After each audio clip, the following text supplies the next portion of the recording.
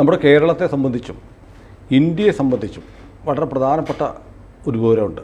നമ്മുടെ മാധ്യമങ്ങളൊന്നും പറയുന്നില്ല. എന്താണെന്ന് എനിക്കറിയില്ല. കേരളത്തിനും ഇന്ത്യക്കും ഗുണമുള്ള കാര്യങ്ങൾ വന്നാൽ പൊതുവേ മാധ്യമങ്ങൾ വാർത്തയായിട്ട് വരുന്നില്ല. ഇതെന്ന് പറഞ്ഞാൽ നമ്മുടെ കൊല്ലം കടലിൽ നിന്ന് 26 നോട്ടിക്കൽ മൈൽ അപ്പുറത്ത്, അതായത് 48 കിലോമീറ്റർ പോയാൽ ക്രൂഡ് ഓയിലിൻ്റെ സാന്നിധ്യമുണ്ടെന്ന് കണ്ടെത്തിയിരിക്കുന്നു. അപ്പോൾ ഇങ്ങനെ ക്രൂഡ് ഓയിൽ സാന്നിധ്യമുള്ള 18 സ്ഥലങ്ങൾ ഓയിൽ ഇന്ത്യ ലിമിറ്റഡ് എന്നുള്ള കേന്ദ്ര പൊതുമേഖലാ സ്ഥാപനം രണ്ടാമത്തെ വലിയ സ്ഥാപനം ഐഡൻറ്റിഫൈ ചെയ്തിട്ടുണ്ട്. അപ്പോൾ അവിടെ ക്രൂഡ് ഓയിലിൻ്റെ സാന്നിധ്യമുണ്ട് എന്ന് കൺഫേം ചെയ്തതുകൊണ്ട് UK-യിലുള്ള ബ്രിട്ടനിലുള്ള ഡോൾഫിൻ ഡ്രില്ലിംഗ് AS എന്ന് പറഞ്ഞ കമ്പനിക്ക് ഓയിൽ ഇന്ത്യ കരാർ കൊടുത്തു. കരാർ ചെറിയ തുകയൊന്നുമില്ല, 1252 കോടിയുടെ കരാർ. ഇത് കിണർ നിർമ്മിക്കുക, രൂപകൽപ്പന ചെയ്യുക, ക്രൂഡ് കുഴിച്ചെടുത്ത് സംഭരിക്കുക, അതിൻ്റെ ഗതാഗതം, ഈ പ്ലാന്റ് കമ്മീഷൻ ചെയ്യൽ എല്ലാത്തിനും കൂടി 1252 കോടി രൂപ അനുവദിച്ചിരിക്കുക. അതായത് കേരള തീരത്ത് നമ്മുടെ കൊല്ലത്ത് നിന്ന് വെറും 48 കിലോമീറ്റർ അപ്പുറത്ത് ഒരു എണ്ണ ഖനനം ചെയ്യുന്ന ഒരു സംവിധാനം വരാൻ പോവാണ്. ശരിക്കും നമ്മുടെ കേരളത്തിൻ്റെ എക്കണോമിയെ വലിയ തോതിൽ ബാധിക്കാവുന്ന വലിയ വികസനം ഉണ്ടാവും. നമ്മുടെ കേരളത്തിൻ്റെ കൊല്ലം തീരത്തുള്ള, കൊല്ലം ആലപ്പുഴ തീരത്തുള്ള കരിമണൽ പോലെ അത് നമുക്ക് യൂട്ടിലൈസ് ചെയ്യാൻ പറ്റുന്നില്ല. അതുപോലെ കേരളത്തിനെ വലിയ തോതിൽ സമ്പന്നമാക്കാൻ പോകുന്ന ഒരു എണ്ണ നിക്ഷേപം കണ്ടെത്തിയിരിക്കുന്നു. ഇത് നമ്മൾ ആരും അറിഞ്ഞിട്ടില്ല. സാർ ഇത് കണ്ടായിരുന്നോ? ഇത് സത്യത്തിൽ ഞാൻ കഴിഞ്ഞ കൊല്ലം ചില ഇംഗ്ലീഷ് ഈ വേദാന്ത എന്നൊക്കെ പറഞ്ഞ കമ്പനികളുടെയൊക്കെ സൈറ്റിൽ കണ്ടിരുന്നു. അപ്പോൾ അതിൽ പറഞ്ഞിരുന്നത് എന്താണെന്ന് വെച്ചാൽ ഈ ഡ്രില്ലിങ് ഇപ്പോൾ 1252 കോടി, ആ ഡ്രില്ലിങ് തുടങ്ങാൻ പോകുന്നത് ഈ ഓഗസ്റ്റ് സെപ്റ്റംബർ ആകുമ്പോൾ സെക്കൻഡ് ഹാഫിലാണ് തുടങ്ങാൻ പോകുന്നത്. അതെ, ഇത് 2-3 മാസം കൂടെ ഉള്ളൂ. അത്രേ ഉള്ളൂ. അത് തുടങ്ങാൻ പോവുകയാണ്. നമ്മുടെ പത്രങ്ങളിലൊക്കെ പ്രധാന വാർത്തയായിട്ട് വരേണ്ടതാണ് അല്ലേ? ഒന്നാം പേജിലൊക്കെ അത് ഹെഡ്ലൈൻ. അതെ അതെ, അതിന്റെ ഇന്ത്യയിൽ എവിടെയൊക്കെ ഗ്രാഫിക്സും ഒക്കെ ആയിട്ടൊക്കെ ചെയ്യാവുന്ന. അതെ അതെ, പണ്ട് മനോരമയൊക്കെ ചെയ്യുമായിരുന്നു. മാത്രല്ല നമ്മൾ ഈ 70s ആദ്യമൊക്കെ ആവുമ്പോ ഗൾഫിലൊക്കെ വലിയ ഈ എണ്ണ നിക്ഷേപമൊക്കെ കണ്ട് എണ്ണപ്പാടം എന്നൊക്കെ പറഞ്ഞ് കേരളത്തെയൊക്കെ രക്ഷിച്ച സ്ഥലമല്ലേ? അതെ അതെ. അല്ല, അപ്പം നമ്മുടെ പത്രങ്ങൾക്ക് ഇപ്പോൾ വലിയ അഴിമതി നടത്തി അരവിന്ദ് കെജ്രിവാൾ ജയിലിൽ പോയപ്പോൾ അതിൽ കണ്ണീരൊഴുക്കാനാണ് നേരം. അത്തരം കാര്യങ്ങളാണ് അതിൽ. അത് മുഴുവൻ അസത്യവും അർദ്ധസത്യവും. അതെ അതെ, മനോരമ ജനാധിപത്യം എഡിറ്റോറിയലും കണ്ടു. അതിൽ പക്ഷെ വസ്തുതാപരമായിട്ടൊന്നും കണ്ടില്ല. വെറുതെ ഒരു പുകമറ സൃഷ്ടിക്കുന്ന ഒരു എഡിറ്റോറിയൽ എന്തൊക്കെയോ എഴുതി വെച്ചിരിക്കുന്നു. ഏതായാലും നമ്മുടെ വിഷയത്തിലേക്ക് അത് എന്താന്ന് വെച്ചാല് 2020 ഡിസംബർ 2021 ജനുവരി ഒരു മാസം ഇതിന്റെ പ്രാഥമിക സർവേ കൊല്ലത്ത് നടന്നിരുന്നു. അപ്പോൾ ഒരു 3 കൊല്ലം മുമ്പ് ഇത് നടന്നിരുന്നു. അപ്പോൾ നടന്നിട്ട് ഇപ്പൊ കരാറിലേക്ക് വരുമ്പോ അവിടെ എണ്ണയുണ്ട്. അതെ, കൺഫേംഡ് ആണ്. അതെ, ആ പ്രാഥമിക സർവേ നടത്തുന്നു എന്ന് പറയുന്നത് സീസ്മിക് സർവേ എന്ന് പറയും.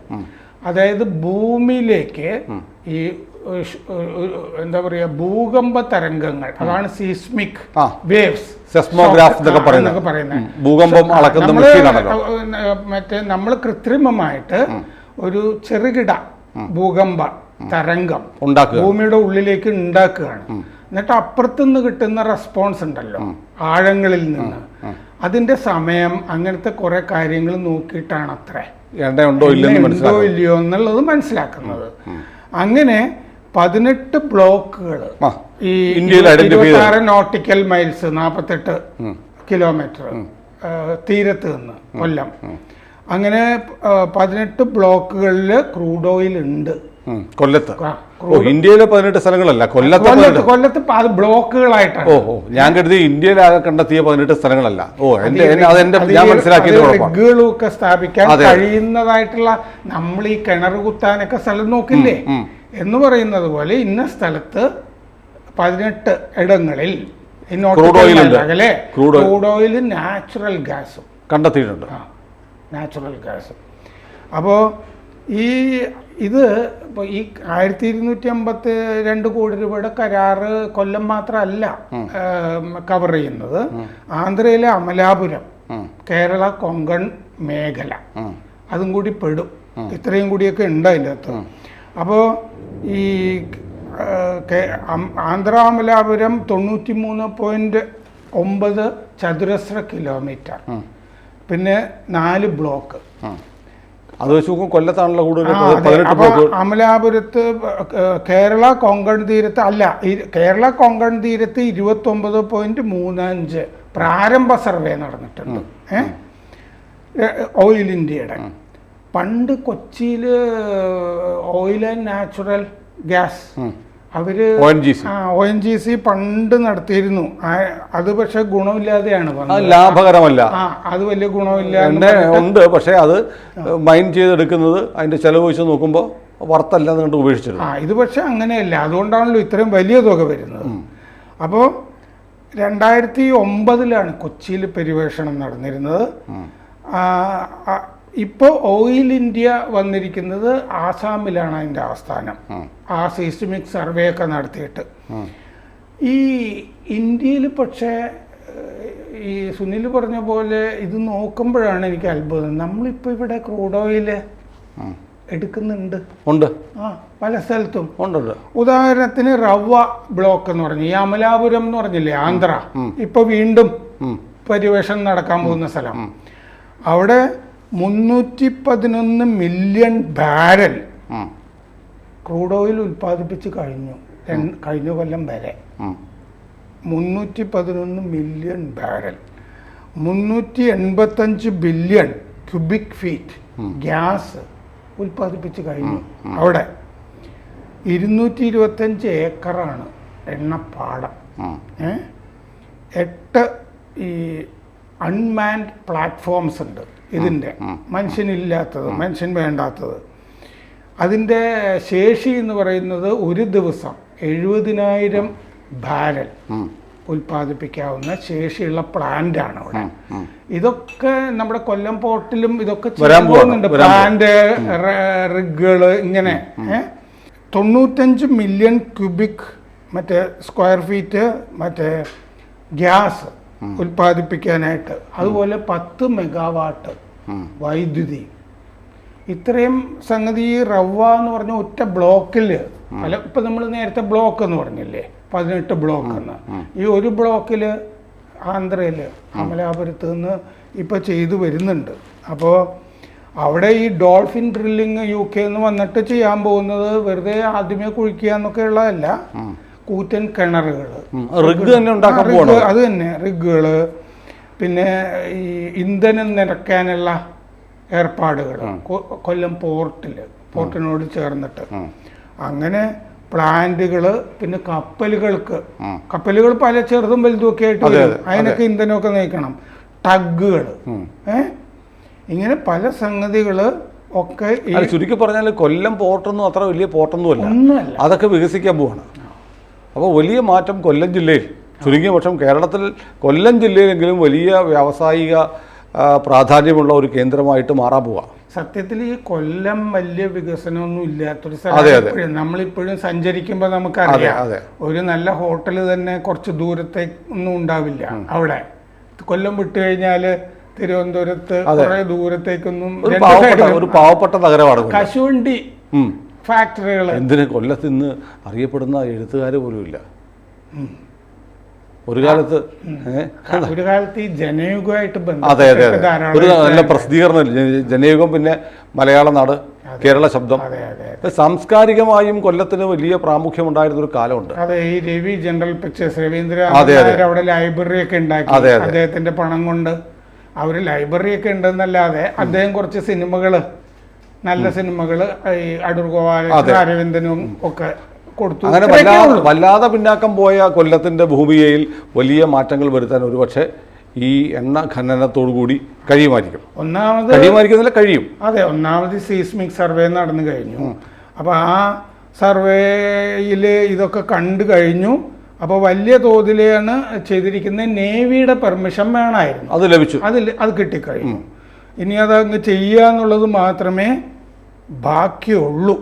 അതാണ്, അതായത് കൊല്ലത്ത് എണ്ണ കുഴിച്ചെടുക്കാനുള്ള സംവിധാനം വരുന്നു. അതെ അതെ, ക്രൂഡ് ഓയിൽ കുഴിച്ചെടുക്കുന്നു, അവിടെ ഉണ്ട്, നിക്ഷേപമുണ്ട്, കണ്ടെത്തി. അത് കുഴിച്ചെടുക്കാനുള്ള കരാറും കൊടുത്തു. ലോകത്തിൽ പലയിടത്തും എണ്ണ, ഇപ്പോൾ ന്യൂയോർക്ക് വലിയൊരു എണ്ണപ്പാടത്തിന്റെ മുകളിലാണെന്ന് ഞാൻ വായിച്ചിട്ടുണ്ട് ഇരിക്കുന്നത്. പക്ഷേ അത് ഡിപ്ലീറ്റ് ചെയ്ത് പോകാതിരിക്കാനാണ് പല ഈ വികസിത രാഷ്ട്രങ്ങൾ നോക്കുക. എന്ന് പറഞ്ഞാൽ അത് എണ്ണ കുഴിച്ചെടുത്ത് ഇല്ലാതായി പോകുന്ന അവസ്ഥ വരണ്ട.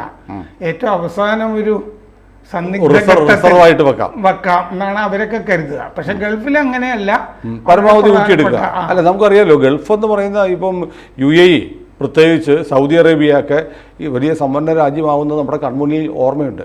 കണ്ടു നിൽക്കുകയോ വലിയ ദരിദ്ര രാജ്യങ്ങളായിരുന്നു. എണ്ണ കണ്ടെത്തി അത് കുഴിച്ചെടുത്തതിന് ശേഷമാണ് അവർ വലിയ സമ്പന്ന രാജ്യങ്ങളായി. ഒരു 10, 60, 70 വർഷത്തിനപ്പുറത്ത് നടന്ന കാര്യങ്ങളാണ്. മാത്രമല്ല കേരളം നന്നായത് രാഷ്ട്രീയ നേതാക്കളെ കൊണ്ടല്ല എന്നുള്ളത് നമുക്കറിയാം. 2-3 കാര്യങ്ങളാണ്. ഈ ഗൾഫ് പണം, മത്സ്യം, ടൂറിസം, റബ്ബർ, ഇങ്ങനെ 4-5 കാര്യങ്ങൾ കൊണ്ട് മാത്രമാണ്. അതിലെ ഏറ്റവും വലിയ പങ്കാണ് എണ്ണ വഹിച്ചിരിക്കുന്നത്.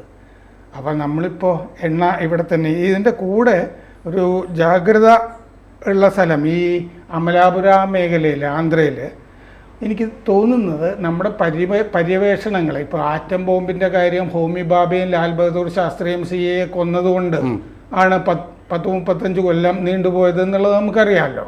അല്ലെങ്കിൽ അന്ന് തന്നെയൊക്കെ നമ്മുടെ കയ്യിൽ വരും. ഇതെന്താന്ന് വെച്ചാൽ ഇത് ഒരു മിസ്റ്റീരിയസ് ആയൊരു കാര്യമാണ്. 1995 ജനുവരി 8-ന് വൈകുന്നേരം 6:50-ന് പസർ പൊടി എന്ന് പറഞ്ഞ ഈ എണ്ണ കണ്ട സ്ഥലത്ത് ഈ എണ്ണയുടെ റിഗില് വലിയൊരു തീപിടുത്തം ഉണ്ടായി. എന്നിട്ട് 65 ദിവസം നീണ്ടു നിന്നു തീയെ അണക്കാൻ. നമ്മൾ കുവൈറ്റ് വാറിന്റെ സമയത്തൊക്കെ കണ്ടാണ് എണ്ണക്കെട്ട് തീയിട്ടാൽ മാസങ്ങൾ എടുക്കുന്നു. എക്സാക്ട്ലി. അപ്പൊ ഇത്ര 65 ദിവസം അവിടെ നിന്ന് കത്തണം എന്നുണ്ടെങ്കിൽ എത്ര ഉണ്ടാവണം ഒന്ന് ആലോചിച്ച് നോക്കൂ ഇല്ലേ. തീ അണയ്ക്കാൻ മറ്റേ നീൽ ആഡംസ് എന്ന് പറഞ്ഞ അമേരിക്കയിലെ വലിയ കമ്പനിയെ സമീപിച്ചിരുന്നു. അവരുമായിട്ട് എന്തൊക്കെ സ്ഥലം പസർ പൊടി, അത് ഈ അമലാപുരം ആന്ധ്രാതീരത്ത്. ഇപ്പൊ എണ്ണ വീണ്ടും പര്യവേഷണം നടക്കാൻ പോകുന്ന ആ മേഖലയിലാണ്. അന്നേ കണ്ടിരുന്നു. അപ്പോൾ പിന്നെ ഇന്റർനാഷണൽ വെൽ കൺട്രോൾ എന്ന് പറഞ്ഞ കമ്പനിയാണ് ഏൽപ്പിച്ചത്. ഡ്രില്ലിംഗ് റിഗ് മൊത്തം നശിച്ചുപോയി. എന്നിട്ട് 9.2 കോടി രൂപ ഈ റിഗ് നശിച്ചതിൽ മാത്രം നഷ്ടം വന്നു. അതുപോലെ തന്നെ ഉപകരണങ്ങൾ നശിച്ചിട്ട് 7 കോടി രൂപയും നഷ്ടം വന്നു. 7 ഗ്രാമങ്ങൾ കുടിയൊഴിച്ചു അന്ന്. 1500 പേര് ഇതിന്റെ 2 കിലോമീറ്റർ ചുറ്റളവില്. അപ്പോൾ അതീവ സുരക്ഷ. എനിക്ക് പക്ഷെ ഇത് വായിക്കുമ്പോ ഇത് കരുതിക്കൂട്ടി ഉള്ളൊരു അട്ടിമറിയായിട്ടുള്ളൊരു സംശയമുണ്ട്. ഇന്ത്യ മുന്നേറേണ്ട ഈ കാര്യത്തിൽ. അതെ, വിദേശ ശക്തികൾ പോലും ചെയ്യാം, അല്ലെങ്കിൽ അവർ ഇവിടെയുള്ള അവരുടെ പിടിയാളുകളെ കൊണ്ട് ചെയ്യിക്കാം. അതെ. പക്ഷെ വേറെ ഇതിനകത്ത് എനിക്ക് തോന്നുന്ന ഒരു കാര്യം ഞാൻ പെട്ടെന്ന് ആലോചിക്കായിരുന്നേ. നമ്മൾ തുടക്കത്തിൽ പറഞ്ഞല്ലോ ഒരു വാർത്തയാണ്, നമ്മുടെ പത്രങ്ങളിലും മാധ്യമങ്ങളിലൊന്നും വരുന്നില്ല. വരാത്തതായിരിക്കും സാർ. 1252 കോടി രൂപ മുടക്കി കൊല്ലം തീരത്ത് നിന്ന് എണ്ണ ഖനനം ചെയ്യാനുള്ള കരാറ് ബ്രിട്ടനിലുള്ള ഡോൾഫിൻ ഡ്രില്ലിംഗ് AS എന്നുള്ള കമ്പനിക്ക് കേന്ദ്ര സർക്കാർ ഓയിൽ ഇന്ത്യ ലിമിറ്റഡ് കൈമാറി എന്ന വാർത്ത മനഃപൂർവ്വം പറയാത്തതായിരിക്കും. കാരണം ഇത് കേന്ദ്ര സർക്കാരിൻ്റെ ഒരു നേട്ടമല്ലേ. രണ്ടാമത് കൊല്ലമാണ്. പ്രേമചന്ദ്രൻ ആണ് അവിടുത്തെ MP. പുള്ളിയെ മറ്റേ വിരുന്നിന് വിളിച്ചിരുന്നല്ലോ. അതെ. ഇതൊക്കെ ചർച്ച ചെയ്തിട്ടുണ്ടാവാൻ. അതെ, ചിലപ്പം അതിന്റെ എണ്ണം കണ്ടെത്തിയല്ലോ എന്നൊക്കെ ചോദിച്ചിട്ടുണ്ട്. അതെ, അപ്പൊ അത് പ്രേമചന്ദ്രനും കേന്ദ്ര സർക്കാരും അതെ അത് പറഞ്ഞിട്ടുണ്ടാവും. അപ്പൊ അങ്ങനെ വരുമ്പോൾ അത് പ്രേമചന്ദ്രനും മോദി സർക്കാരിനും അനുകൂലമായിട്ടുള്ളൊരു വാർത്തയാണ് എന്നത് കണ്ട് കൊടുക്കാത്തതുമായിരിക്കാം. ആർക്കറിയാം. ഇന്ന് സക്കറിയുടെ ഒരു കഥയുണ്ട്. അതെ. അപ്പോൾ ഏതായാലും പ്രേക്ഷകരെ, നമ്മുടെ കേരളത്തിൽ നിന്ന് എണ്ണ കുഴിച്ചെടുക്കാനുള്ള തീരുമാനം വന്നിരിക്കുന്നു. അതിൻ്റെ കരാർ ഒപ്പിട്ടിരിക്കുന്നു. കൊല്ലം തീരത്ത് നിന്ന് 48 കിലോമീറ്റർ അപ്പുറത്ത് ക്രൂഡ് ഓയിൽ 18 ബ്ലോക്കുകളായി കണ്ടെത്തിയിട്ടുണ്ട്. അവിടെ നിന്ന് എണ്ണ സംഭരിച്ച് കൊല്ലത്ത് തുറമുഖത്തെത്തിച്ച് അത് സംഭരിക്കാനും വിതരണം ചെയ്യാനുള്ള സംവിധാനങ്ങളുടെ കരാറായി കഴിഞ്ഞു. നമ്മുടെ മാധ്യമങ്ങൾ ഇത് പറഞ്ഞിട്ടില്ല. കൂടുതൽ വാർത്തകളും വിശേഷങ്ങളും നിങ്ങളിലേക്ക് എത്താൻ ABC മലയാളം സബ്സ്ക്രൈബ് ചെയ്യുക, ബെൽ ബട്ടണും അമർത്തുക.